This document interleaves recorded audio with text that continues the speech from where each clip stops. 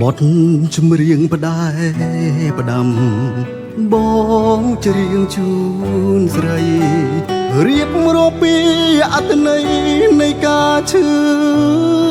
ចាប់អូនថាស្រឡាញ់បងស្មោះដល់ថ្ងៃ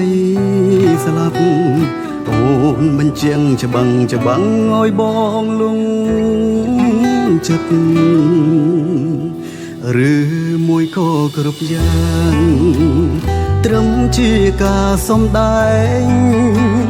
អូនសំដែងគង់បោកប្រាំងអូនគ្រួនបងប្រើពេលត្រូវការម្ដងរួនទុកបងជាលបែងកំសាន្តអារម្មណ៍ពេលរីករាយក្បែរគេអញកាក្បែរបងចិត្តនួលអងគិនអ្វីឲ្យប្រា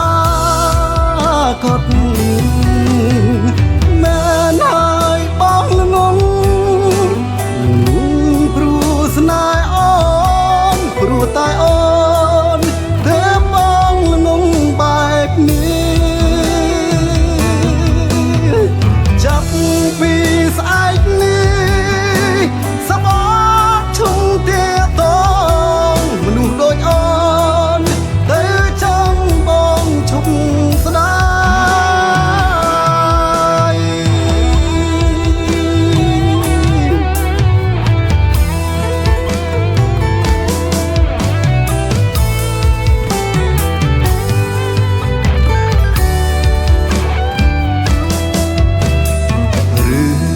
ក៏គ្រប់យ៉ាង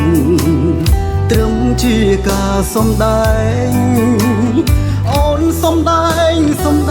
ងគង់បោកប្រាំងអូនគ្រួនបងប្រើពេលត្រូវការម្ដងរួនទុកបងជាលបែងកំសាន្តអា